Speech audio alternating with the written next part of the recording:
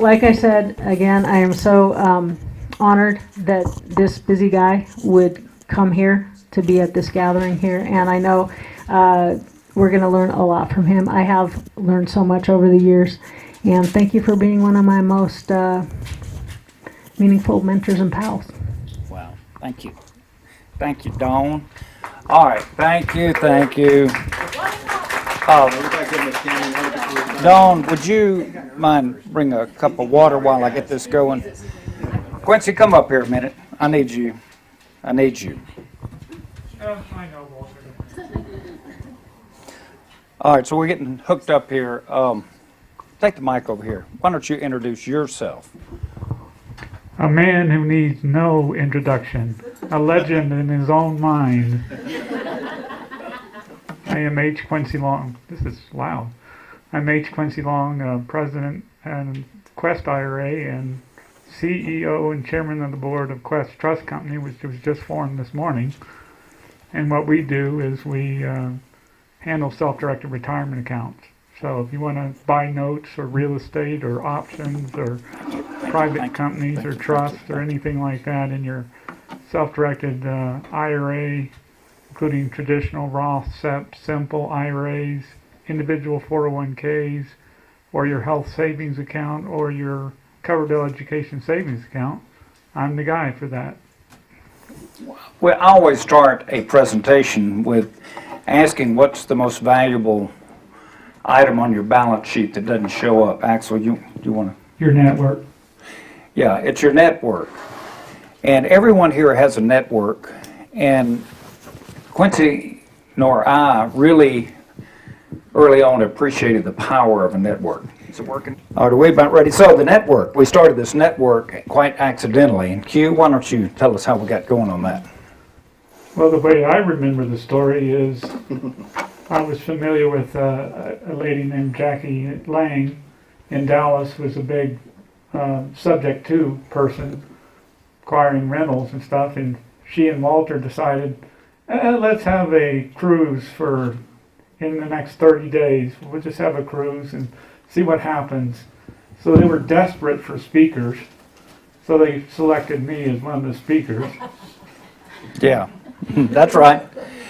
It still is not working. And There it was the thing sold out. We had what, about 40 people, something like that, 87.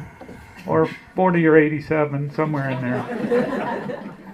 Memory fades after a while, and pretty much we've been doing it ever since, except for we took a little hiatus during the really hard downturn for a couple of years there. Yeah, so we get together. It doesn't cost you anything to join. Everybody who sends me an email, and we'll come to the slide in a minute. Now, this is going to be hard. If this got such a delay, I see what your pain was up there, because I can't advance it. So there we go. So that is, your network is your most valuable thing. No question. It's more valuable than your assets. It's more valuable than your cash, because your network is your safety net when things don't go right. All right. So Quincy and I started that, and we invite you to join by sending an email. This is going to drive me crazy. There it is. So that's a picture of what your network looks like, and everybody in here has got a network. Quincy's network. I've got 14,000 customers. That's a big network. That's right? a big network. And then, of course, everybody in this room, Al, you got a big network. And Dawn's got a big network. And so what I like to ask people, tell me about your network. Because that's true leverage. If I can leverage her, Ashley's network, and you can do the same thing, that's really powerful. And so that's really what we're about, is what I've realized, and over the, I guess 2010 is when we started, that it buys you speed of implementation. So just like the short-term rentals, for example, how quickly did we implement that? People in this room, Al, I met you last year, and you helped a lot of people with that. By the way, I'm inviting you to come. We're going to do a 5-night cruise on short-term rentals. You want to come? Yes. Good, you're our principal speaker. He does that to me all the time now. Don't worry about it. So this is a little bit about the network. Okay, thank you, Q. All right, so introduction. I'm from Jackson, Mississippi.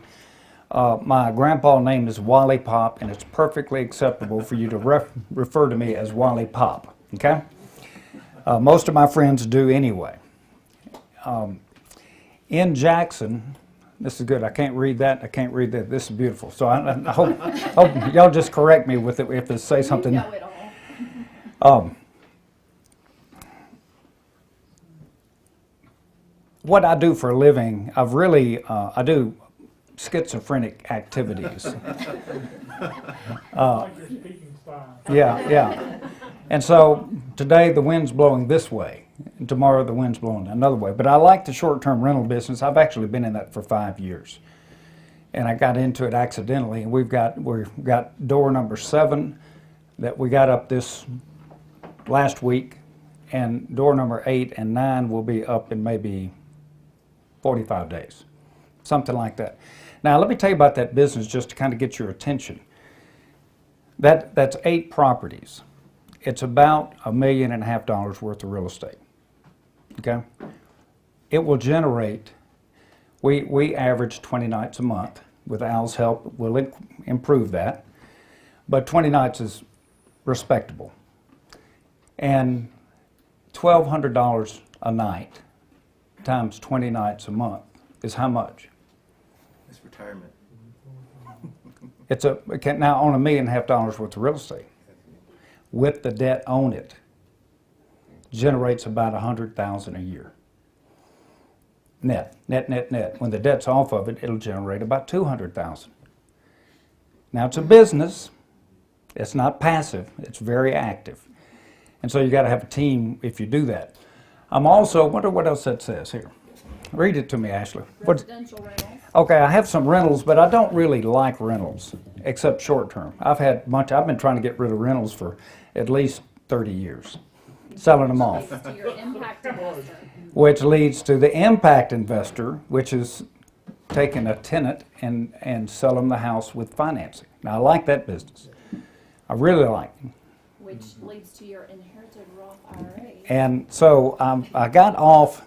This is great. Why don't you come up and give this? The inherited Roth, we're going to talk about it. I talk about it every time I get a microphone because I think it's one of the most important things you can do to give your lasting financial legacy to your family and friends that truly can make a difference. Truly can. All right, and the next one. You have 2 more. Educational events and travel. Okay, so I do a couple of events in Jackson. We just finished one last week on Impact Investor, which talks about combining seller financing, IRAs, and trusts in the affordable housing space. And Ashley was there, and Casey was there for about an hour, and then he went somewhere else.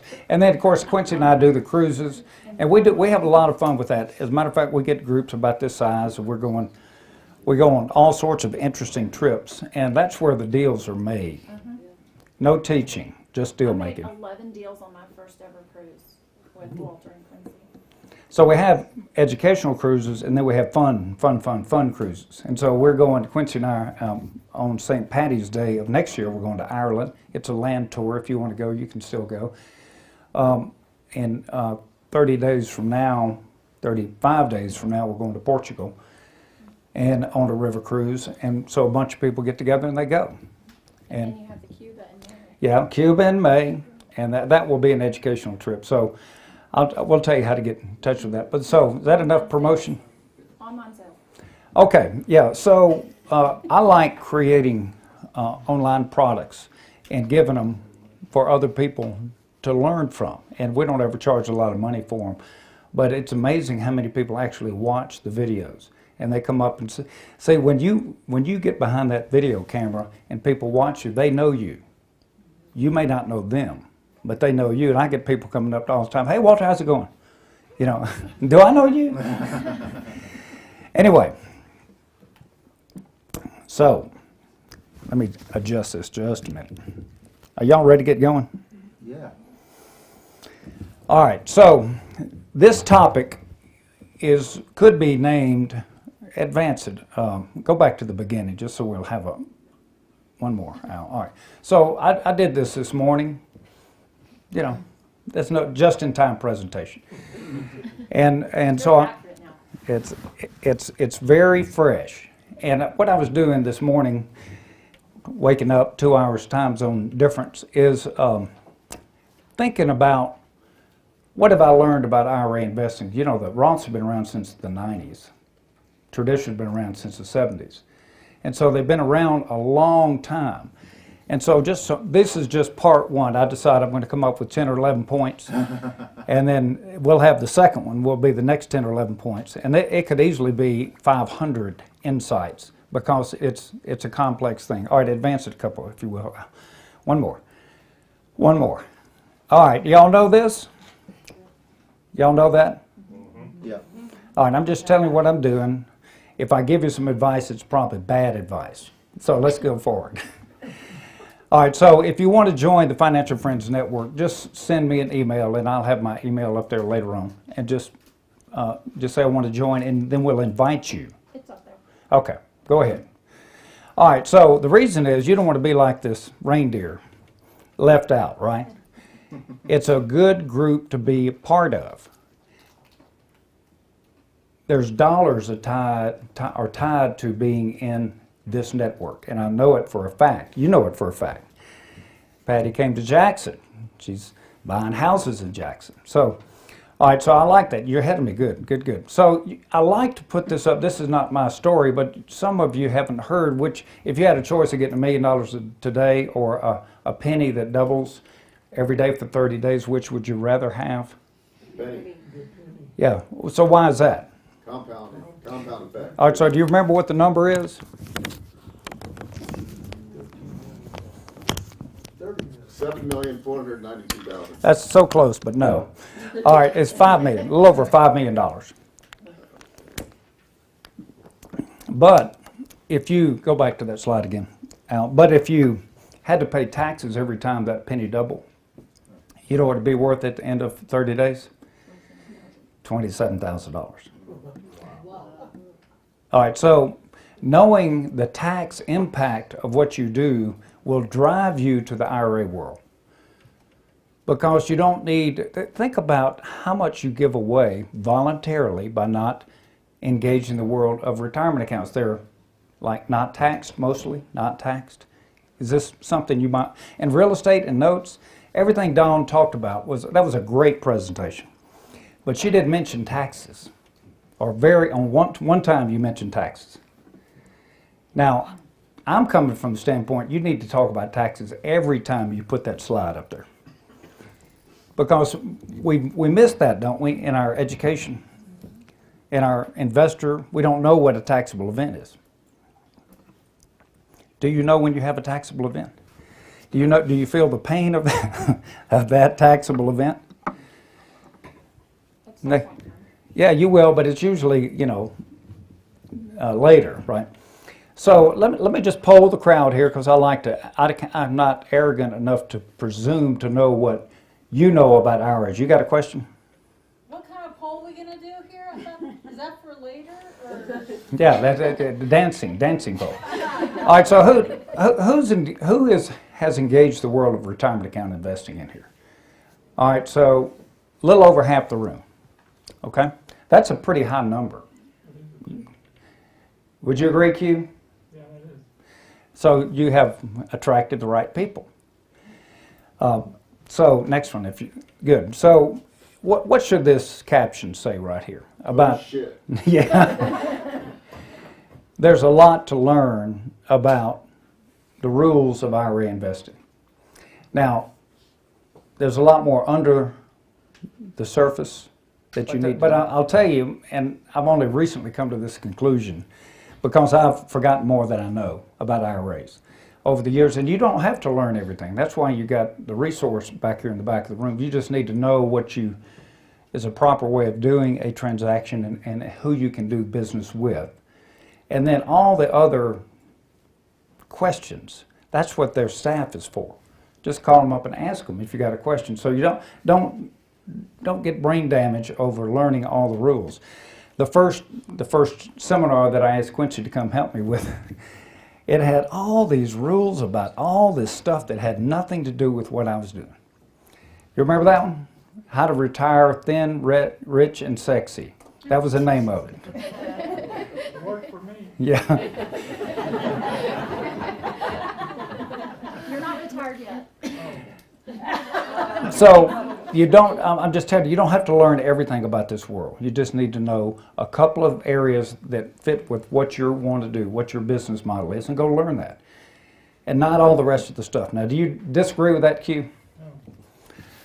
Whew, that's the first time he's ever agreed with me. Well, no, agreeing and not disagreeing is two different things, right? Next. All right, insight number one, tax-free cash flow is better than tax-free cash. Would you agree with that? Yes. Well, if you can just say cash flow is better than cash. But tax-free cash flow is way, way, way more better, because mechanics of how you report your distributions you take out, that's what he does. He rats you out to the IRS. That's his job, to rat you out. And primarily what he does, you'll have your shot. He tells IRS when you make a contribution, when you make a distribution, and year-end evaluation. And that year-end evaluation, I hope he talks about, because it's gotten to be a lot more pressure on the custodians for us to report what's in these trusts that we create and the non-traditional type investments that are hard to evaluate. And so this is what's going down right now about those evaluations. They threatened for years to make a distribution if you didn't turn them in. To my knowledge, they hadn't done that.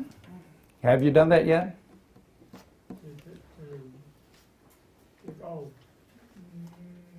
Never mind. All right, never mind. I don't want to put him on the spot. But the time is coming that if you don't give your year-end evaluations, he will have no choice but to give you your money back. And that's a taxable event, most of the time, much of the time. So just keep that in mind. So insight number two, if your goal is to leave an inheritance, start now investing your heirs' accounts.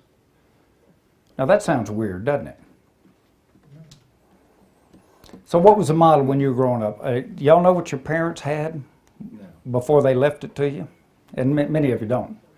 I mean, my dad was a very financially successful doctor, and he did great. He passed away about 4 or 5 years ago.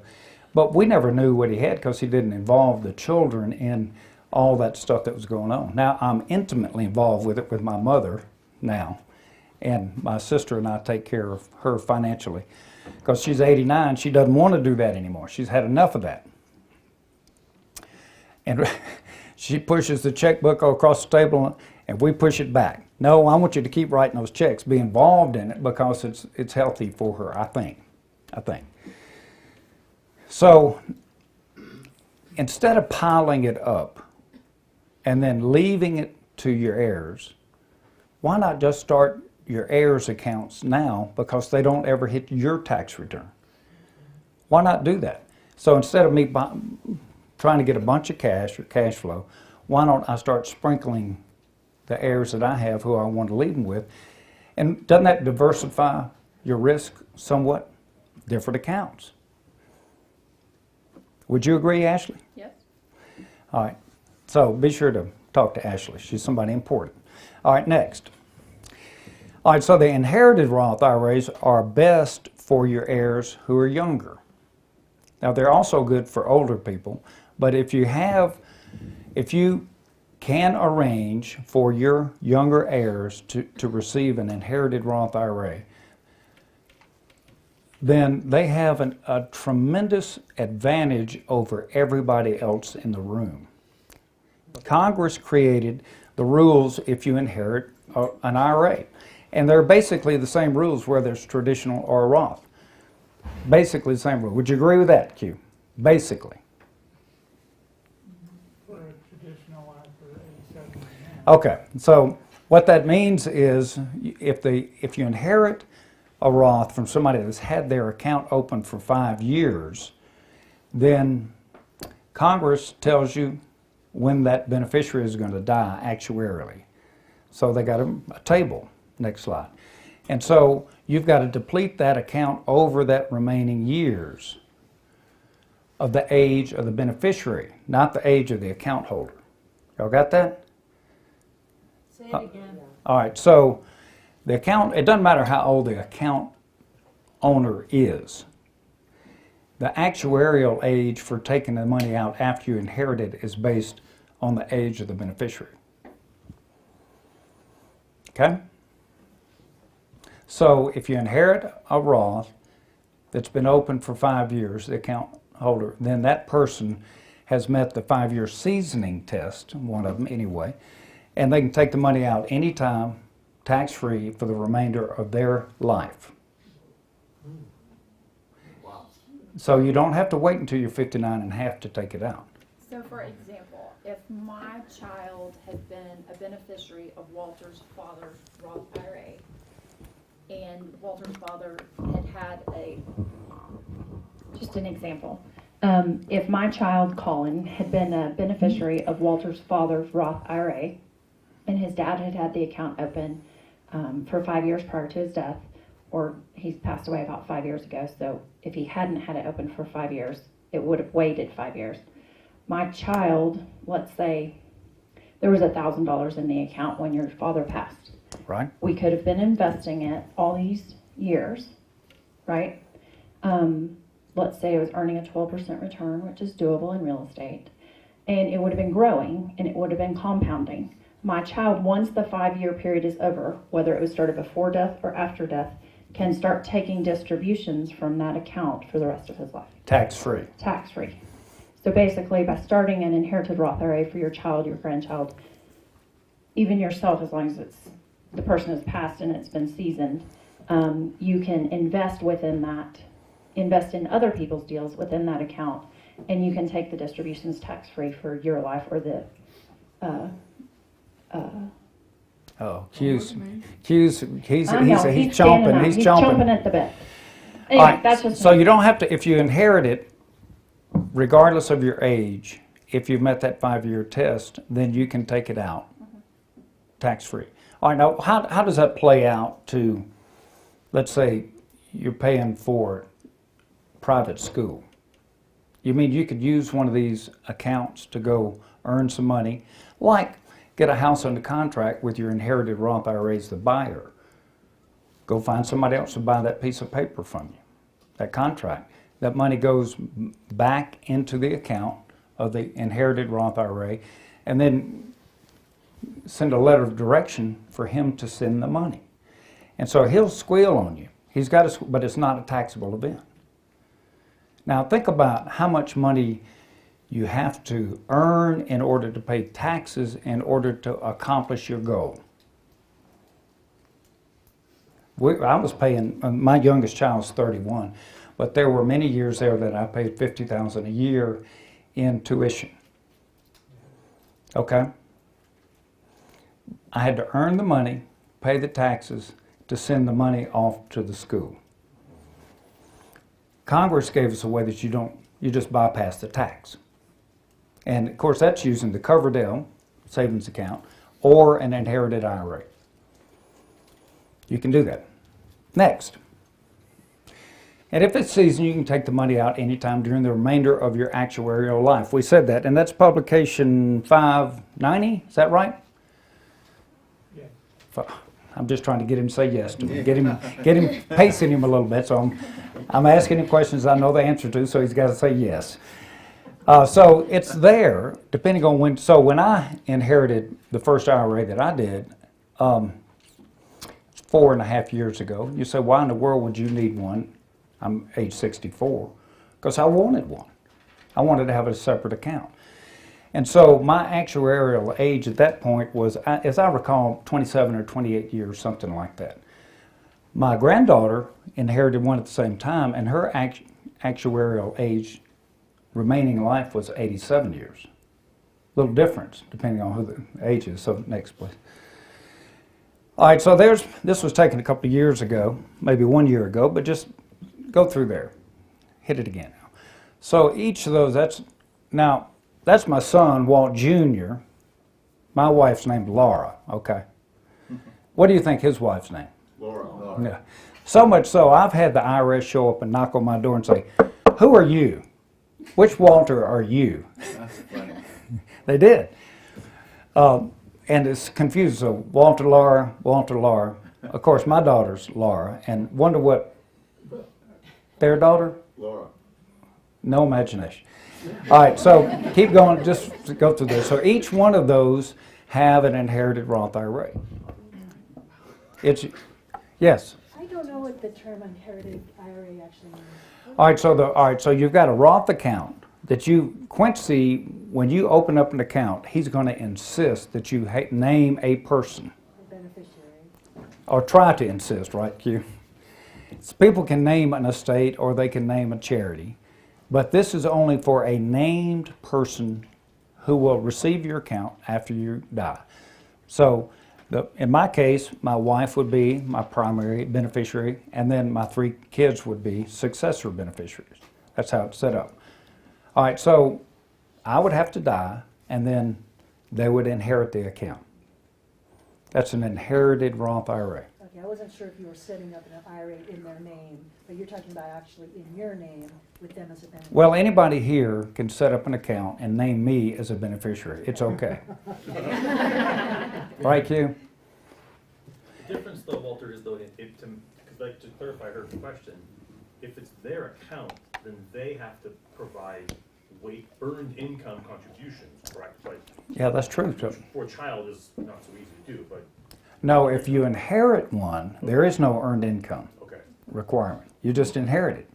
It See, can be anybody in the family, it doesn't have to. it doesn't even have to be in the family. Grandma. It doesn't have to be in the family. So there are basically 2 sets of rules. Hang on just a second. 2 sets of rules. There's your spousal rules, certain set of rules for that, and then everybody else. Okay.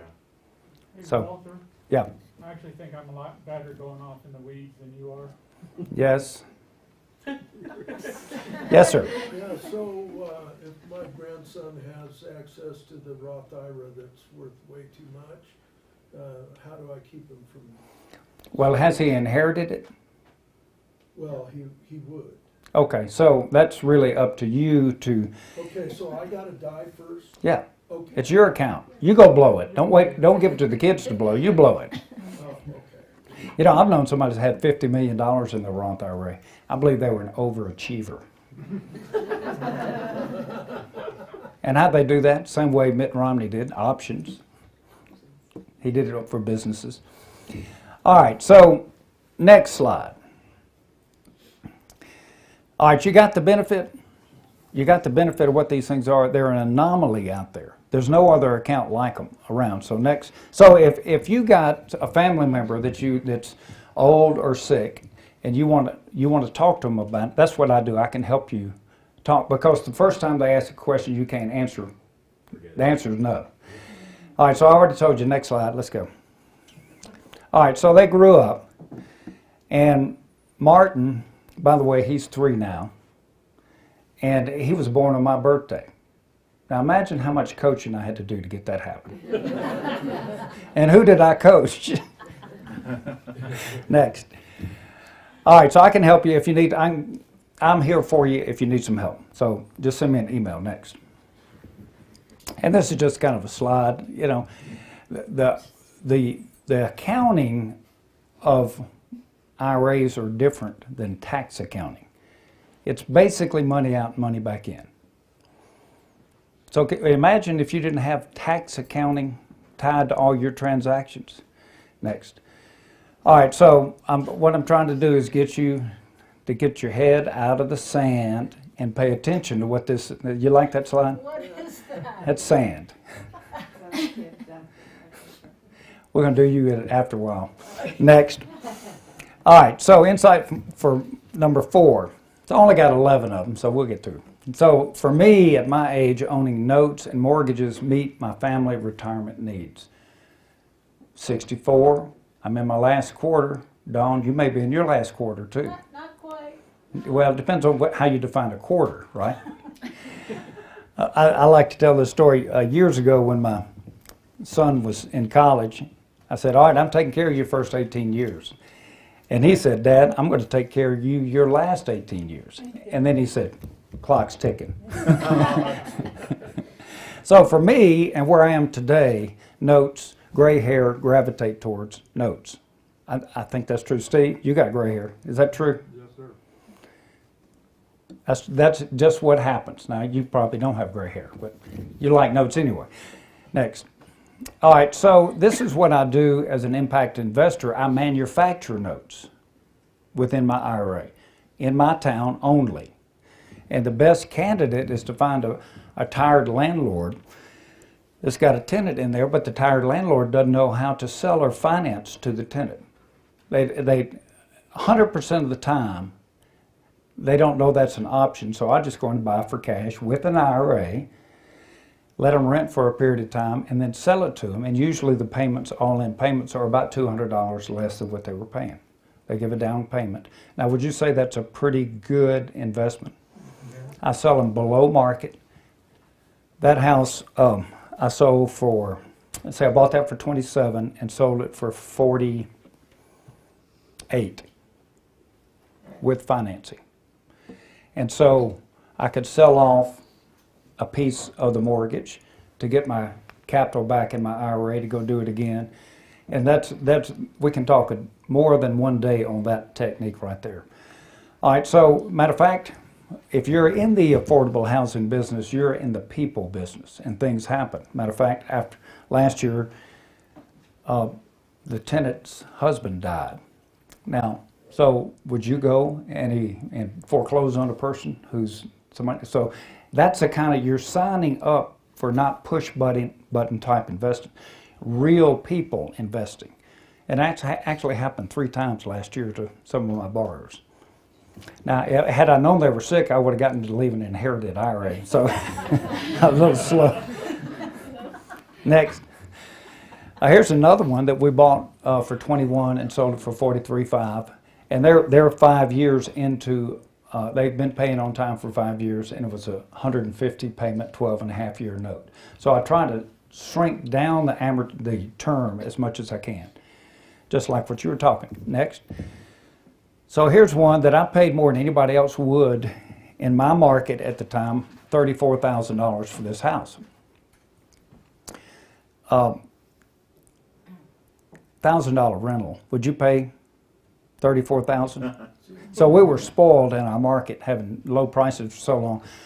But I sold it to a homeowner. They gave me $4,000 down and created a 15-year mortgage, of which I sold off a share to Ashley, let's say. And so I remain in the deal as a percentage owner. I'd rather do that, get my cash back, go do it again. Now a lot of people don't think that way, but I would rather do that. Next. So here's another one. We bought, this is a realtor sale, VA foreclosure. Just bought it and sold it for the same kind of dollars. Next. And here's one that I like to show this slide because we paid $24 for that house, and the tenants were paying $825. So they were renting, and every time we'd send one of our repair guys over there, they'd peck on them. They'd say, Walter will finance this for you, and they'd pay it on time.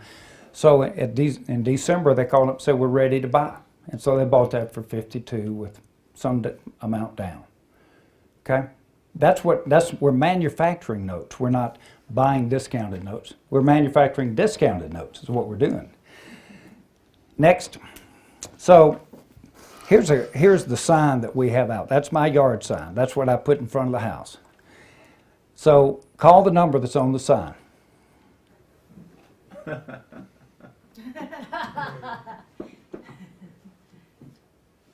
Ain't no number on the sign.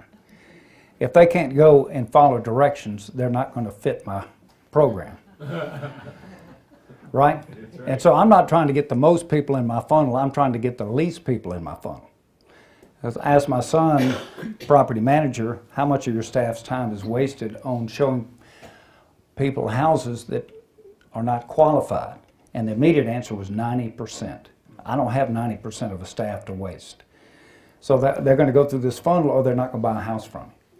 And when you go there, you'll see me yamming for 20 minutes about, I let them qualify themselves. If they don't pay the rent, don't apply. If you don't have a down payment, don't apply. That kind of thing. So it's a negative sell. Next. All right, so number 5, if you involve funding partners, insist that they be IRA owners only. Now that's I'm going to turn your money down because you're not an IRA. That's weird, isn't it? Yeah. You have, the idea is to minimize your taxes. And all those transactions that Dawn talked about, moving on the dance between those two, there was a tax man involved in every one of those. If you insist on your funding partner being an IRA, there's not a tax man involved most of the time. So you got to pay attention to what this is about. And she did a great job, but that wasn't her point to educate you on taxes, was it? That slide. All right, so I insist that they are. I just had to pick what I want, what template I want. So next. So don't make me drag you into this thought. Don't fight me on this. Just buy it in for a minute. You like that? Dragging your dogs into the water. Next. See, I've gotten funny, hadn't I, Q? Really funny. If you involve IRA funding partners, let them take the title to the asset first. That's weird. That's really weird. So I got a house that I'm buying for 30. All right, so you got an IRA involved. I'll just let you take title. You own it first. And the reason is when we sell it to the homeowner, that's not a taxable event. I'll figure out how to get my hand in your pocket. Don't worry about that. I'm pretty good at that. But what we're talking about tax minimization, use an IRA to neuter the capital gains. That's graphic, isn't it? We're not talking about ovaries here. All right, now this is a thought. This is a weird thought. This is a recent weird thought. If you're going to set up a business and you're going to be involving other people's money, why not get an IRA and let them own it? How weird is that? I think we've established that's weird. I can't wait till you get up here, Quincy. All right, the holding trust are my entities of choice. I like them. I like them primarily because nobody understands them. And we use them all the time. I mean, I'm not going to buy a house without taking title in a trust. Christina, do you do that too? Weren't you? See, this is not a new concept. She's been doing this a long time because our mentor taught that this is how you do it. It was his operating system that he passed down, and we bought into it. So whether you're buying a mortgage, note mortgage, or you're buying a house, just take title in a trust. You don't have to get state permission to do that. Now, you want to take the other side of that one, don't you? And you'll have your shot. I will. And of course, this is just my opinion, okay? I like them because we don't have to get permission to use them.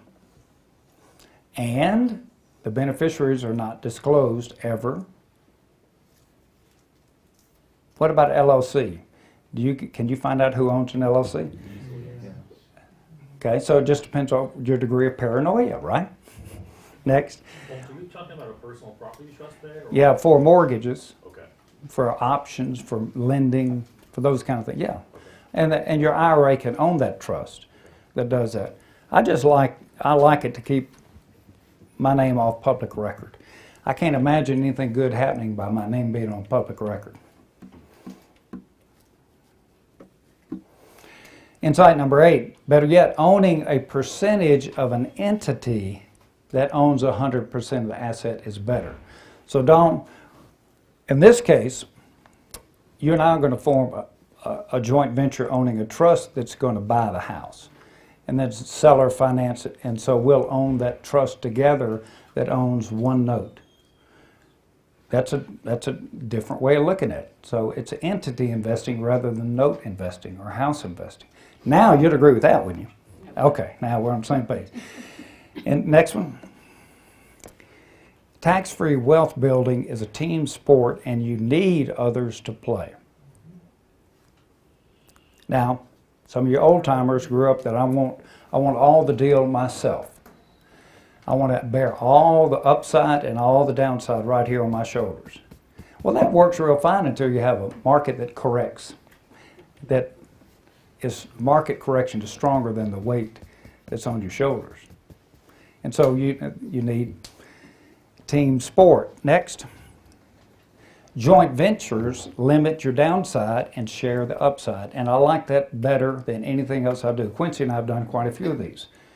Quite a few, where I'll take a small amount from my IRA, he'll put up most of the money. We'll own the asset in the trust 50-50, and we'll have a joint venture agreement that dictates how the money flows. Money goes back to him first, me second, and then we split the profit on whatever basis we decide. That's a superior way of doing business if you're going to have investing that has it can be a long-term or a short-term turnout. It wouldn't matter. But you ask yourself, well, wait a minute. You put up a small dollar amount and you're going to get a big piece of the profit? Yeah, you can do that, as long as they're not disqualified persons to you or your IRA. Okay? Disproportionate allocation is okie dokie. Money takes half, Ashley? Isn't that Cashley? Money takes half. You hear that all the time. So you get to decide what kind of, if I find the deal, all right, that's a wholesaler, right? If I close on it and fix it up, that's another fee. If I sell it, that's another fee. So see, the fix and flip guys earn multiple incomes. So why shouldn't they get a bigger share? So I like 50-50 deals as long as somebody else is putting up most of the money. Okay, next. All right, so who has completed a small dollar IRA investment in here? All right, 5, 6. Describe one. Describe which one you did. Whoever takes a stand at it. Ashley. I've done options. Mike. I have done it using options, and I've also done it using partial notes. Okay, what else? What other time? Yes, sir? Small business or startup, small business loan, exchange for equity. Excellent. Excellent. You sound like Mitt Romney. Good. What else? I usually use the IRAs as lenders, and we do shared appreciation. Shared appreciation. Oh, that's good. That's excellent. Excellent. So there, but could you do that with a small dollar, or is it a bigger dollar? Usually it's a bigger dollar. All right, but see, you could engage somebody else's bigger dollars and do a joint venture on what you just described, right? Okay, next, Al, please. So, you know, it's like a hill. You got to climb from small dollars to get your bigger dollars. You got to go on that hike, and it's all uphill when you're starting. And that's why the financial friends are so important to helping with that. Because I hope, Quincy, you're going to talk about your 5 elements of the deal, are you? Sure. All right, if we end early, I'll pull him up to do that. Next. All right, so in the beginning, you know, you small dollars, your options, or contract assignments, those are good things to do. Buying future rents, you can do that too.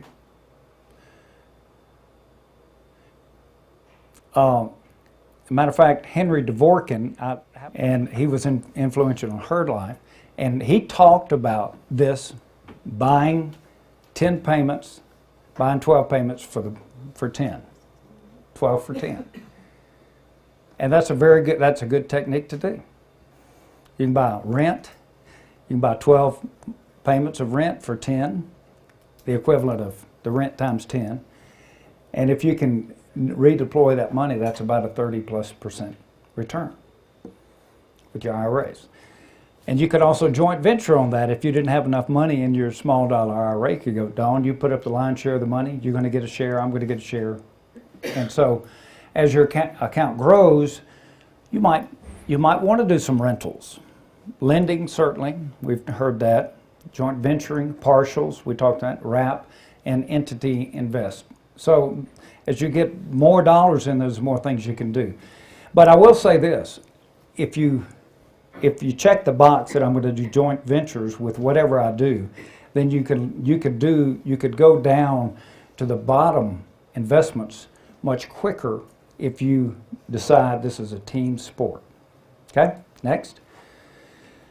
All right, so if you understand the taxable events and how and where they're reported on your tax returns, you'll appreciate IRA investing all the more. Because typically you don't have any tax accounting when you're doing IRA investing. Okay, next slide. All right, so I'm going to skip over that because I want Quincy to come up and let's just take a break. Q&A. Anybody got a Q&A about what I've presented? You got one? I'm sure there are lots. Ma'am? On the inherited Roth IRA, can the inheritor make contributions or it's Nope. done? Nope, once you inherit it, you cannot make any more contributions. Yes, ma'am? I have a niece that I have my Roth IRA as a beneficiary. Is that considered to be inherited? When you die, it will be. Okay, so there is no, you wouldn't sign up for an inherited IRA? Okay. No, I mean, the account, you own the account, right? Yeah, yeah. And so until you pass, and that may be many, many years from now. I have a question, and I asked you this before and wanted to get a clear answer. We have an idea on what we want to do. We have a target that we want to achieve. Where do I find a template for a personal property trust that I put together? If you guys put the personal property trust together yourself, you don't.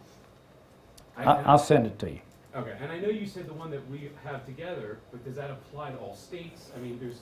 Well, Quincy, come on up here. You're just chomping at the bit. Come grab this mic. No, I'm not confident that the tax legal investment or structure. Yeah.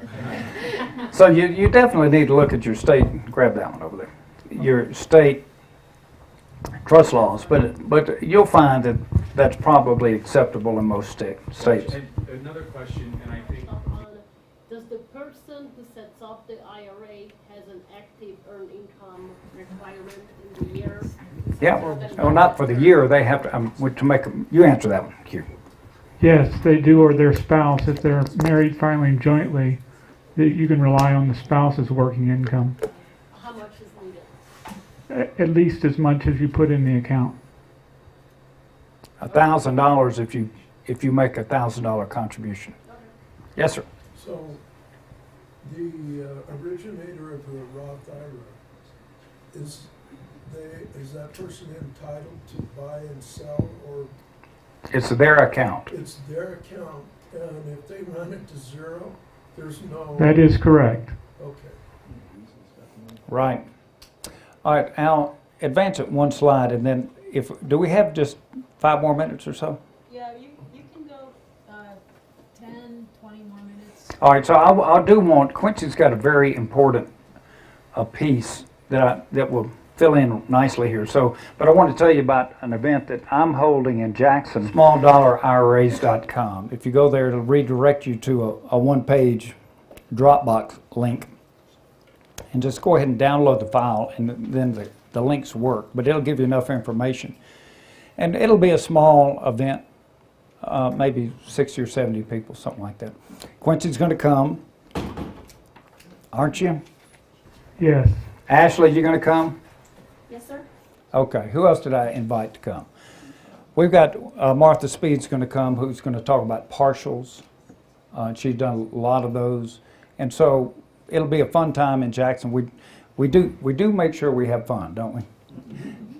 So just type in your... Just remember, anything that happens in Jackson is on social media the next hour. All right, hit it. Don't Hit stay it. in Jackson. All right, so I don't know what the end of the retirement game looks like, but I suspect it's not this. It's really active investing until you can't invest anymore. It's not sitting up at a young age on the mountaintop. I think it's continuing to grow and to get better and to involve other people in your network on an ongoing basis. Yes. Okay, one more. All right, so that's the end of it, and so I'd like for Quincy, if you will, let's see if I can do this. I'm going to hook you up. Okay, I guess what he wanted me to go over was, I was driving home from Dallas one day, and I was thinking about the fact that some people make a lot of money in self-directed IRAs and really do well, and others just seem to leave the money sitting there, doing nothing. I thought, why? What is going on? Because it's the same product, and I couldn't figure it out. So I thought about it, and I came up with the fact that you need five things in order, besides an account. You do need a self-directed IRA account at Quest Trust Company. But besides that, you need 5 other things to succeed in self-directed IRAs. And so the first thing you need to know is a little bit about the rules you're playing by. You need to know who's a disqualified person. You know what kinds of actions cause your IRA to owe taxes, called unrelated business income tax. You need to know, if you're working with inherited IRAs, you need to know kind of the rules, the distribution rules. You just need some education on the rules. Now, where can you get that, Al? Call your staff. Quest IRA, correct answer. I'm going to test you on this. Excuse me. So, Quest Trust Company. I'm sorry, I said the wrong name. Anyway, we'll get to that later at wine It time. happens, but we'll forgive you this one. Okay, just once. Okay, then the second thing you need is you need to know a little bit about investing. You need to have investment techniques, right? Does that make sense? You need to know how to invest. It is not the job of Quest Trust Company to teach you how to be an investor, but merely how to open your mind to the possibilities. You still got to learn the techniques. And another thing that you got to know about the techniques is you have to know what the risk factors are with each technique. It's not just knowing the techniques, it's knowing how close you're getting to the line, if that makes sense. So that's number 2. So what about number 3? Number 3 is you have to have either money or access to money. Do you have to have a lot of money to invest in self-directed IRAs? Nope. Do you have to have access to money, or either a partner or a lender or something like that? Yep. So you have to have money or access to money. The 4th thing you need is you need to have deal flow or access to deal flow. Again, I'm a perfect example of this. I try to convince everybody that I don't do any work, but they never believe it. And actually, in the last year, I've been working pretty hard to get the trust company up and running. But I'm too busy to generate my own deal flow. Yeah, I get deal flow periodically, but typically I'm relying on other people to do deals with, because I hate doing any work. And, I said a 4-letter word, I'm sorry. Can we erase that? But yeah, I hate doing WORK. I like other 4-letter words better, but, but I don't like to do that, so I like to invest with people where somebody else is doing the work and I'm participating in the return. I mean, that's just the way I like to do it. So that's kind of my investing scheme. And the 5th thing you need, besides all that, is you got to have a network or a team. As Walter actually correctly stated, happy investing is team investing. And I don't know about you all, but I really like pie. Does anybody like pie in here? Oh, yeah. Yeah, but I'd rather have 8 different slices from 8 different pies than one pie all to myself. 1, it's boring by yourself. And 2, it's just it's safer and easier to reduce your risk and do all that with different slices of different deals. It's more fun, you learn more, you spread your risk out, you develop and nurture your network, and that's just the way to do it. I swear, I look at hundreds and hundreds of transactions a year. I have never seen anybody who's been very successful at using self-directed IRAs or any other kind of investing without the team attitude, that you don't have to eat the whole pie all by yourself on this one bite, that you can spread it out and do things in a team and get your evaluations and have your partners help each other. So team investing is a very important concept. So that was my little 5-minute, 5-bit hints of how to succeed. Now what happens is, if you have a self-directed IRA, assume you get that over that hurdle, which isn't a very big one, but assuming you get over that hurdle, you have to analyze which ones of those elements you're missing. And then you have to use your network to fill the hole. Does that make sense to everybody? So let's take an example of me with the inherited IRAs that my daughters have. Do I know the rules? Yeah, pretty much, yeah. Do I know the investment techniques? Yeah, I've pretty much got that covered. Do I have a network? Yep. Do I have money in the account? Not much, like $500. So one thing I need is not, I have too little money, so I need access to money, right? In my particular situation, for my daughters to invest, they need access to money. Do I have deal flow? What did I already tell you about that? Not so much. So in order to have my daughters be successful in investing in inherited IRA, I have to find somebody who can help me with deal flow and somebody who can help me with access to money. Did everybody see that? And your answer is going to be different for the different types of accounts, and your answer is going to be different according to your particular needs. But you got to have those 5 things, and you got to figure out what you're missing and then go fill that hole. And that's all I'm going to say about that. Thank you.